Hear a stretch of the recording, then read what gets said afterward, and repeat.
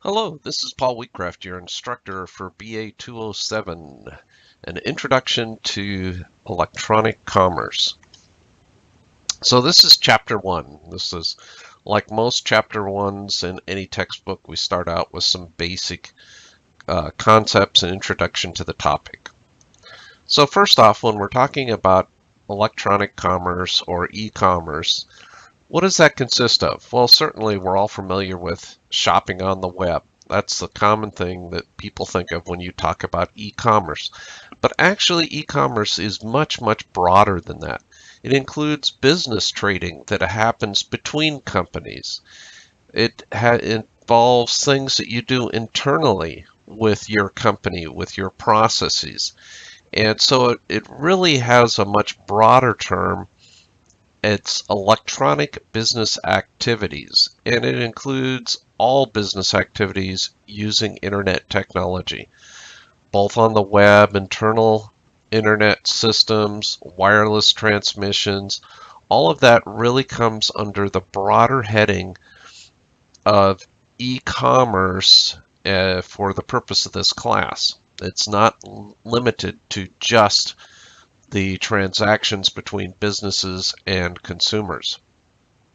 So some of the categories we have, you hear of .com companies. These, when they're a pure .com company, they only have an online presence. There is no physical stores with that. Another term you'll hear tossed around a lot when we're talking about business, the business to consumer or B2C, and that's what, as I mentioned earlier, what people traditionally think of e-commerce refers to. But then there's also this B2B component, and this includes things like purchasing with web-based auctions for purchasing contracts, any transaction that's conducted electronically between businesses.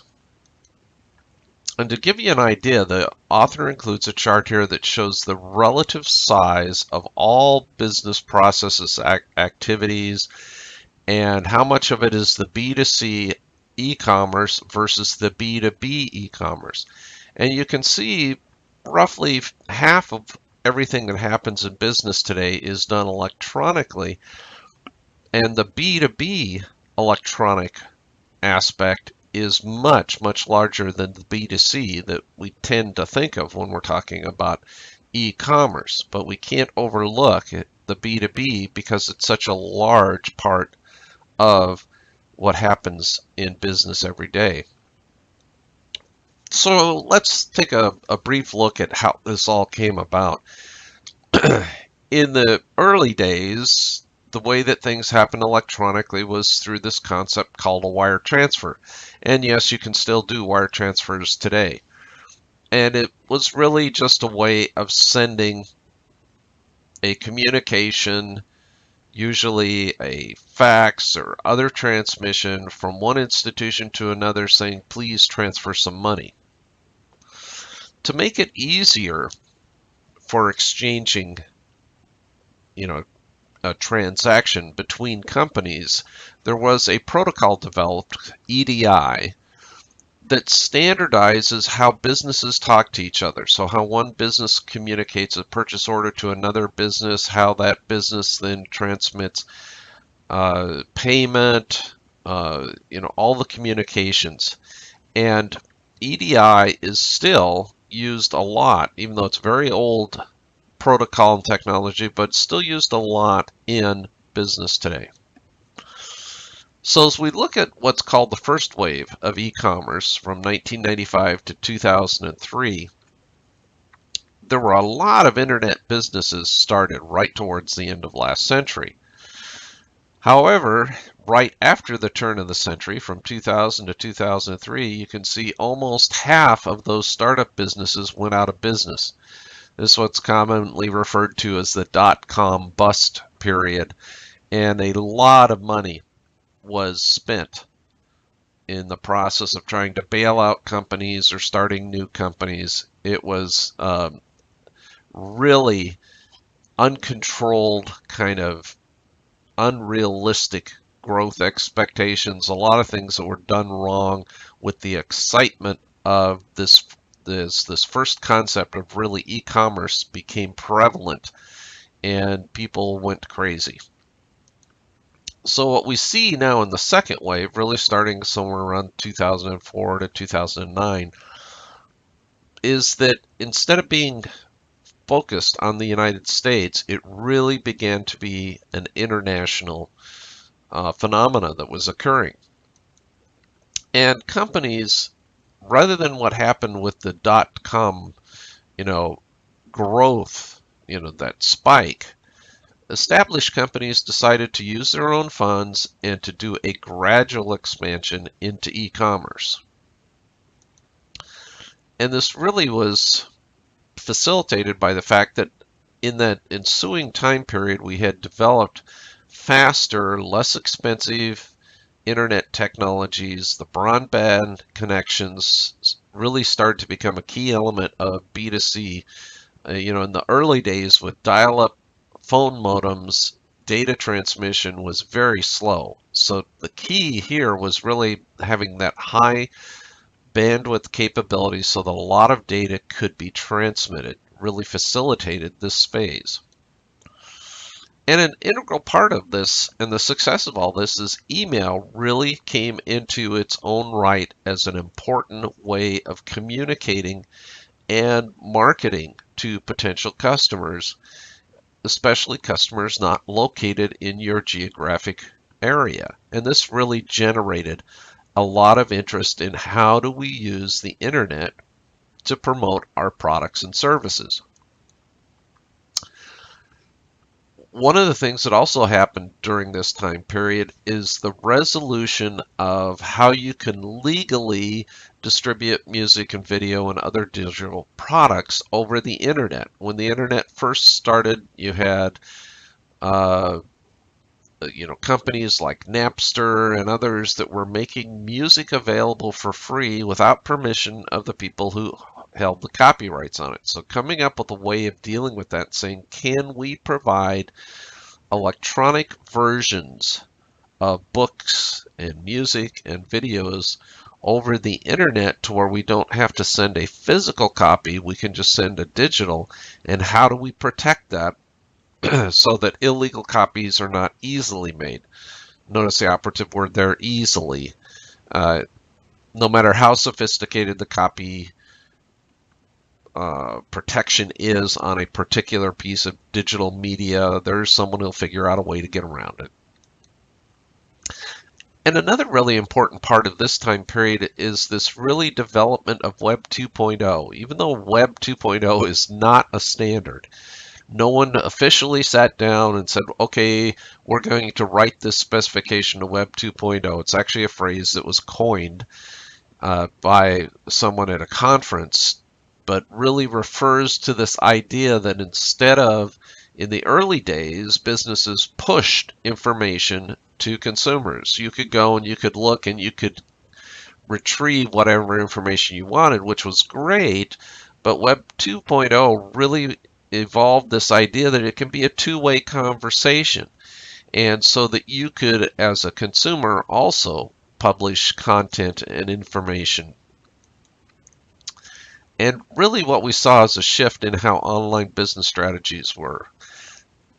In the explosion of the dot-com towards the end of the last century, it was, get in fast and quick. And people lost a lot of money by supporting and going with someone that had no proven track record. The only claim to fame they had is that they were the first one there. And instead went to a more cautious approach of saying, we'll let someone try it out first, and if it works, then we'll get involved. So it's really that second wave concept of investing and developing the businesses that allowed for a slower, more gradual, but with a higher success rate for businesses. Then we move into what is referred to as the third wave, from roughly 2010 to current day. And some of the things that have really happened in the past 8 years is mobile users have really become prevalent. As you see there, the the bullet estimating over 40% of online sales are done with a mobile device. And that, of course, includes smartphones, which makes up the vast majority of them, but also tablets. And that really has an impact on e-commerce. You have to think about how your customers are accessing and completing this e-commerce. If they're doing it on a smartphone screen, you have to really think about how you present information so that they can actually see and understand what you're trying to communicate to them. But a really big one in this time period is really the evolution of social networking. And that has really been huge in e-commerce. This idea that we can communicate one another and we can use that in our marketing. Facebook has lots of ads. We're using social media to do marketing. When you look at consumer reviews, when you go to Amazon.com and you look at, what's the star rating of the item, they've got reviews from 2,800 purchasers of the product. That's really the social networking, and it really impacts what you do in e-commerce. Extremely important part of it, and why it's very, very important in order to be successful with your business and in e-commerce is to understand social networking. Another factor is that we really, in the initial phases, it was expensive to get started in the internet. You either had to have some venture capitalists that were willing to give you a boatload of money to get it up and going, or you had to be a large company with deep pockets. But really what we see now in this third wave is that the prices have come down and there's a lot of really sophisticated tools available for very little money that is that really facilitates and allows smaller businesses to participate in e-commerce. And as mentioned there, one way of raising capital is through crowdsourcing. Instead of having to go and get a single venture capitalist to give you a bunch of money, you can instead get a lot of people to give you just a very small amount each and accomplish the same thing. A very significant part of this phase is taking advantage of all the data that you can collect in these e-commerce transactions. Amazon has been really the leader in that, of analyzing your past behavior in terms of purchasing or even in terms of the things you looked at, and using that to predict what you might be interested in or what new products they should be developing or looking at. Another organization that makes a lot of use of that, of course, is Netflix. They analyze what you have watched and then make suggestions. Because of your interest in this, you might also be interested in this particular movie or show. Oftentimes I've found their suggestions, yes, they're right. I ended up going with one of their recommendations and really enjoyed it. And oftentimes it's something I had never heard of. So without their analysis, I would have missed out on that. Starting really, I want to say about 2005, 2007, somewhere in that time frame, Google started offering Google Analytics for free to websites. And with Google Analytics, it provides you a wealth of information about people that visit your website. What page did they go to? What pages did they look at? How long did they stay on each page? A lot of really valuable data that when you analyze it, it starts telling you something about your customers. Even something as simple as, how did they find your website? Was it the result of a search, that the customer did a search on new boots? Was it a referral from another site? Did it come from an article? A lot of information is available that you can analyze to help you better understand your customers. And along with that, we've been developing new technologies such as RFID and biometric technologies. And we go into that a lot in BA 131, Business Technology, but we'll just mention it briefly here that there are devices that allow us to better manage processes within the companies. Now again, remember, we're not talking solely about B2C communications, transactions, but also within the organization. An RFID device, for example, allows me to take inventory very rapidly. I don't have to look at each device and scan it to get it in. I can just walk down an aisle and all the devices that have RFID chips embedded in them will respond back and tell me they're there. And so in a matter of seconds, I can inventory hundreds, if not thousands, of items. And the author gives a summary here that shows from the first, second, third wave what the impacts were. It's interesting information. But now, again, let's talk about business processes for a minute. This is not the B2C. This is how can we use the technologies in our electronic commerce to improve our business. And so certainly purchasing is involved in that. The converting our materials and labors into finished goods, there are tools that help us better run our manufacturing. Logistics, transportation, with so much of our raw material, subcomponents, finished goods coming from outside the country, just managing the logistics of how do you get stuff, shipped from another country through customs, all that. There's a lot involved there, and e-commerce technologies can help us. One of the things you do have to do, though, is to be careful when you look at internal processes that you want to apply technologies to, and that's not all processes really benefit from technology. So it's not a universal fix or cure that can be applied. You do have to use some intelligence in applying it. One thing to remember, though, is we're talking about in this age of the internet and electronic transactions, is the role of merchandising. Now, in a traditional store, your merchandising personnel will look at the store design and the layout, product displays. There's a lot involved in that.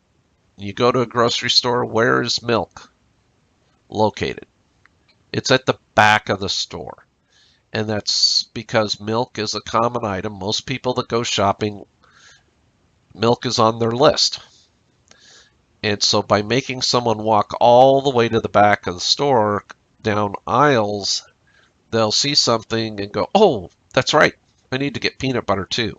And so they've intentionally laid out the store to try and increase sales by having you walk past things that you may not have put on your list, especially non-essential items like candy. You'll notice that candy is usually strategically located so that you have to walk past it. Another role of merchandising is that you have salespeople on the floor that are able to identify that particular customer. What is the need that particular customer coming in has, and how can they position their products or services that convinces that person that you have the right solution to their need. The challenge is personal selling and merchandising. Those are not things that are easily done in a remote or a virtual environment. And so you have to figure out how you're going to transfer those skills to your website to accomplish the same thing. Bottom line is some products are easier to sell on the internet than other products. some of the products that are good candidates for electronic sales where you don't need to experience the physical characteristics before purchase. The obvious one that comes to mind is clothing. You always, want to see, well, how does it fit me? I know I need a large, but not everybody's large is the same. And so I have to try it on to see how's it going to fit on my body. How does the fabric feel? Some fabrics, depending upon the percentage of cotton and polyester and other things, feel different than others. Is this the feel that I'm looking for?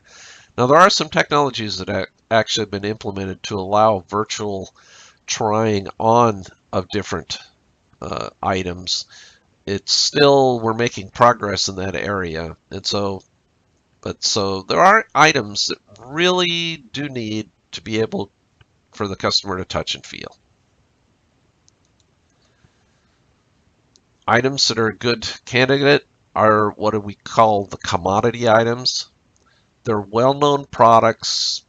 The only differentiation is price. And so you don't have to see it. You don't have to touch it and feel it to see, well, is this as good as the competitor's product? A way of thinking on that might be, let's take a box of screws. A box of screws is a box of screws is a box of screws. All you need to know is the size and the quantity, what it's made out of. You don't have to see it, touch it, feel it. You're just looking, okay, who's got the best price? And that, of course, includes shipping as well. And so the author lists things there, things like a book. Doesn't matter who you buy the book from, it's the same book. Shoes to the extent, clothing and shoes, like I said, some of those you really need to try on. So I'm not sure I would agree with the author on that, but certainly kitchen accessories, a lot of things like that. Measuring cups, serving spoons. A picture is good enough. I don't have to touch it. And so the author includes a chart that kind of indicates what's appropriate and what isn't appropriate. Now, I'll take, really since the book was last updated in 2017, I'll take exception to this the sale, purchase of impulse items for immediate use. And that's Amazon Prime now gives you 2-hour delivery on some items.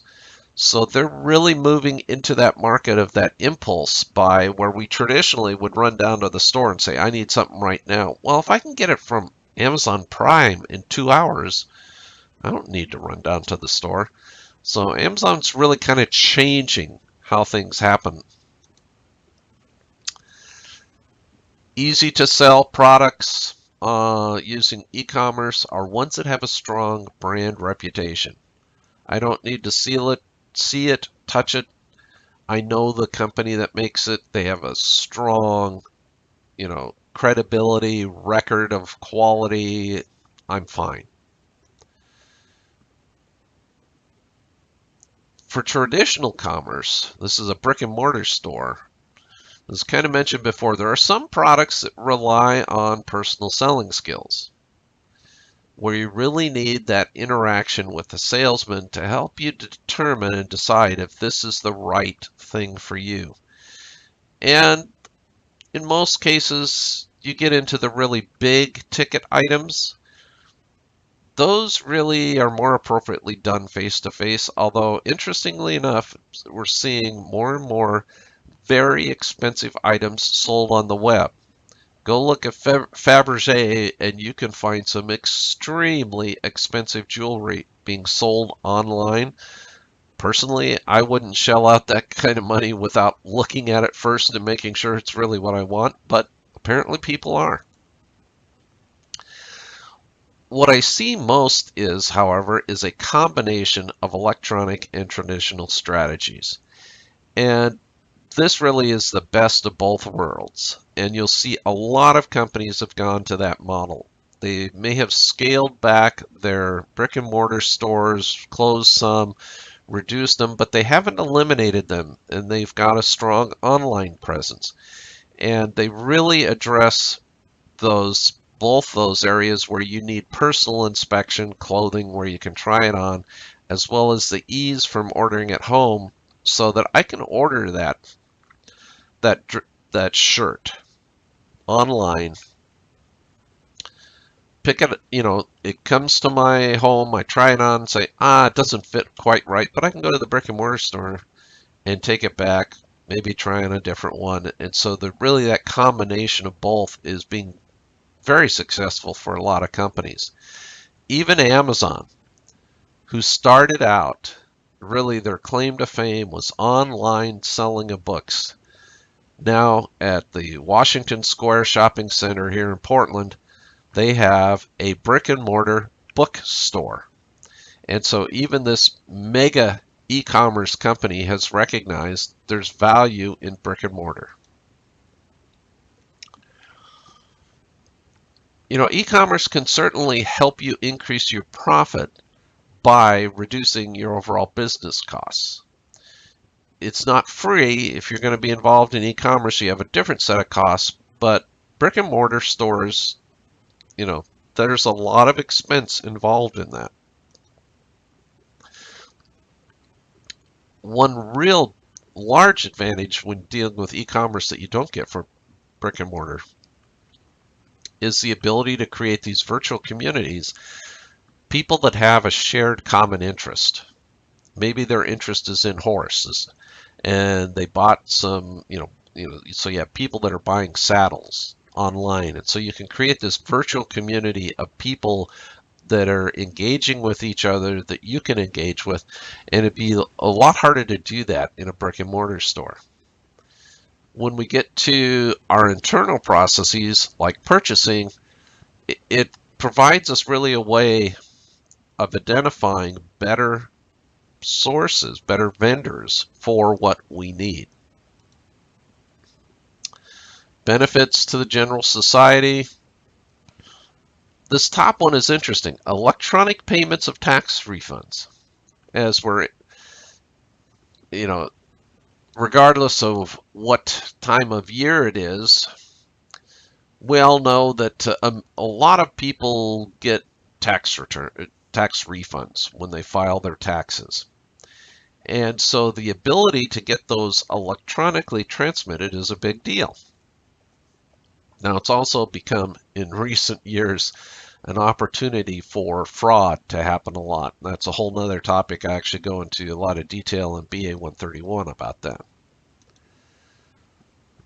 The speed, we're really in a society now that expects instant gratification, instant satisfaction, instant everything.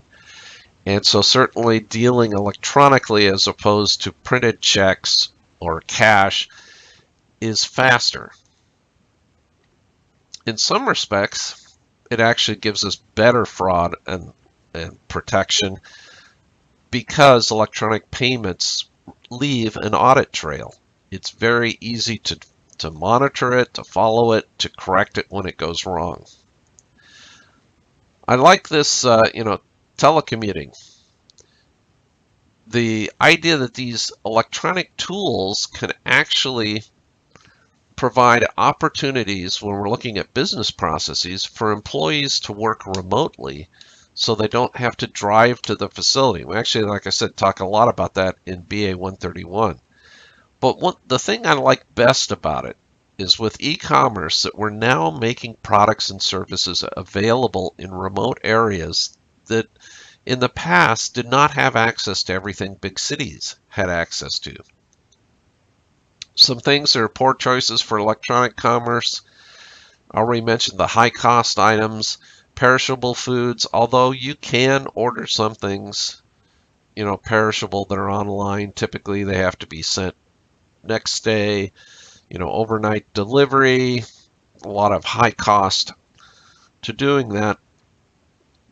So it's usually not the best choice. So now let's talk about some barriers to if you're going to get involved in e-commerce. You really do need to have a substantial base of customers that has the appropriate technology necessary for your particular situation. So that's key when you're starting up a new business. Make sure you understand your customer base, and is it going to be enough there to get you going quick enough to pay back your initial investment so that you can survive and not be one of the many startup businesses that fail. It's a little bit harder when you're dealing internationally with electronic commerce to predict what you're going to sell and what it's going to cost you for the items that you're getting. There's so many variables going on. It can be a lot more difficult to try and come up with accurate forecasts. Hardware and software integration. Again, as a startup company, you may not have all those tools you need, but a really big one is that because we're dealing internationally, and the key here is if you're going to be involved in e-commerce, you have to think and realize that it's going to be international. I had a used book business, online book business, a few years ago. We didn't intend to be international, but because we sold our books on the web, we got requests from Europe, Australia, New Zealand, all around the world, whether we wanted to or not. And so you need to understand the different cultures and countries and the laws if you're going to, you may have to be involved within international sales. Okay, at this point, I'm going to take a break. You need to write this password down. SWOT, all caps, because you will need this password to unlock the Chapter 1 quiz. And it's important that you take the chapter quiz. It gives you points towards your grade, and you won't be able to do the other assignments for this week until you have completed both the Chapter 1 and Chapter 2 quizzes. Chapter 2 will have the Chapter 2 quiz has a different password, which I will give you during the Chapter 2 lecture. So each of the chapter lectures will have a password at some point in the middle of the presentation. And as I mentioned in the video, if you don't have a paper and pen handy, press the pause, go get it, and write it down because you need this password. So without further ado then, I'm going to continue on. If you're not ready, press pause. Otherwise, we're on to the next slide, which, amazingly, happens to be dealing with SWOT analysis. One of the assignments you will have is to perform a SWOT analysis on a business. The S, strengths, and here's some questions when you're creating your SWOT analysis. What does the company do well? Conversely, the weaknesses. What is the company not so good at? Opportunities. Are we seeing changes in technology? Legislation. When I worked at Leviton, we had an energy control device, and California was passing legislation requiring new construction to use energy control devices. So we had an opportunity that was being created for our products by the legislation that was happening in California. And then the last, the threats. And this is really your competition. Are your competitors coming out with new and improved products? Are they reducing prices? What are they doing? And of course, another threat can be government regulation. Are the governments threatening to implement some stronger environmental laws that will impact your ability to make your products? And so those are the questions you ask to come up with to be able to fill out your SWOT analysis. Now, the next slide I'm going to show you from the textbook is Dell. The author took a stab at it, and the first thing I'll do is I'll tell you the author didn't do a very good job. In each of the boxes, you should have a minimum of 3 to 4 key bullets. So opportunities, pretty good job on that, but really the other 3 boxes, the author has done an incomplete job on this. And so if you turned in this, I would mark you down and say you need to put some more thought into it coming up with your SWOT analysis. Now again, as I mentioned, e-commerce is really international there's no way around it. It just is. But that creates some issues. And so one of the things we'll look at, if we're a US-based company, the US is not the market anymore.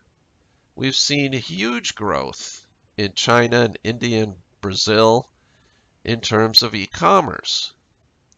And so that creates its own set of issues. Some of them are trust, culture, language, government, and I like this last one, the infrastructure.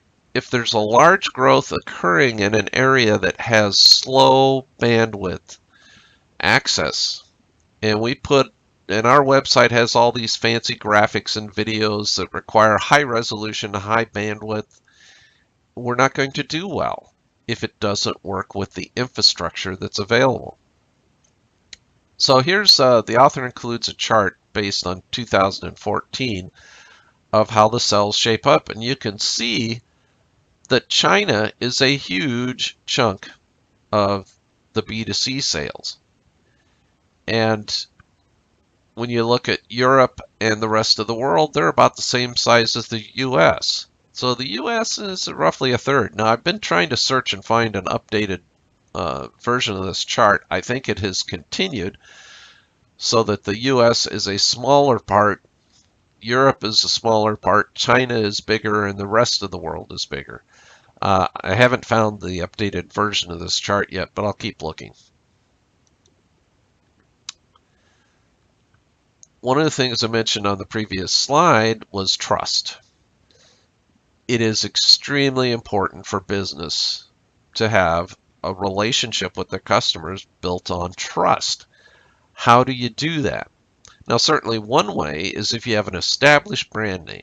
Coca-Cola is known around the world. So as soon as someone sees the name Coca-Cola, they know what they're going to get. They know what to expect. They have trust in that company. The challenge is really for new companies. Who the heck has heard of that company? And they're going, gee, I don't know anything about them. Why should I spend my money and buy from them? So you really have to have a plan as to how you establish credibility when you're getting started as a company. You simply cannot assume that visitors to your site will know that your company is trustworthy. You have to convince them. You need to have plenty of statements about us, who we are, what we do, what our passion is, what we do to ensure customers get the right orders, how we handle returns, all the things necessary. What is our business? Certainly in the US, it means something to talk about your Better Business Bureau rating, not so much outside the US. But you have to have a plan to do that. So you've got to overcome that distrust that people naturally have with a new company, a stranger, so to speak. Another issue you have is that you have to be aware of local issues, local cultures. In particular, language. You have to have your customer wants to be able to read your website, read about your products in their preferred language. So websites that are available in only English, are rapidly decreasing to less than 25% of all the websites that are out there. More and more you see websites that have multiple languages available in it. Now that can be kind of daunting. When I was the marketing manager at Shindawa, my website was available in 8 languages. And so whenever we made a change to the website, we had to do it 8 times because we had to get it, whatever changes we made had to be translated into different languages. We had to put the translation into the website, make sure that it didn't break something to where text was overflowing, the area it was supposed to be. A lot of work to manage it.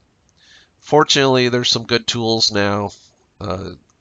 Google and others have some excellent translation tools that will translate an entire website. It's not perfect, but it's probably good enough to provide for your potential customers. The key is you need to make sure that your website is appropriate to your target customers.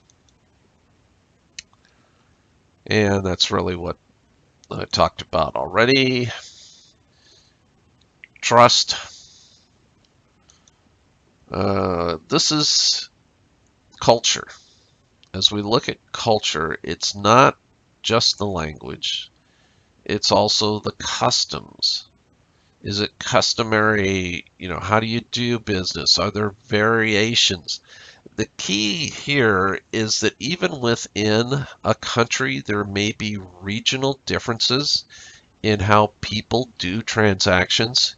You need to be informed and understand all those cultural issues to decide how that impacts your electronic commerce. Things like packaging, product names, icons, even colors. Some colors are preferred in one culture versus another. For example, when I was at Tyco Electronics and I would do my electronic ads, I had to create 3 different versions of the same ad that used different color palettes. I had one color palette for the United States, one for Western Europe, and one for Asia, and they were very different color palettes. Things like product names. The classic one I love is the Chevrolet had a car that was the name of the car was Nova, N-O-V-A. In Spanish, no va means doesn't go. Is that a good name for a car being promoted to a Spanish-speaking population? Probably not. And so you may have to brand your product with a different model name in different regions around the world so that you don't run into issues. And even things like how do you package things? In a culture where the picture that goes on a package tells you what's inside, do you have Gerber baby foods with a picture of a baby on the jar? Probably not. So anyhow, there are things you just need to be aware of. An interesting one is that Japan was slow to get involved with US sites because Japan was reluctant to embrace the use of credit cards. Now that has since changed, but initially it was very few people had credit cards in Japan. So how could you do commerce electronically? So again, it's just be aware of what those issues are. Another cultural environment is the government regulations that are in place.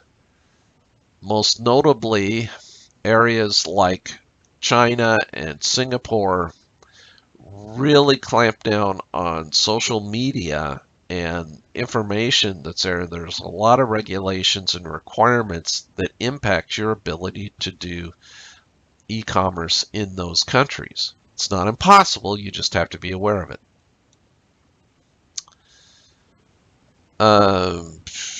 Being aware of infrastructure issues we have. This is in particular outside the US. The whole internet infrastructure is controlled by the government. The US is really unusual in the world. As far as I know, it's the only country in the world where the communications network, phones, television, radio, internet, are privately held.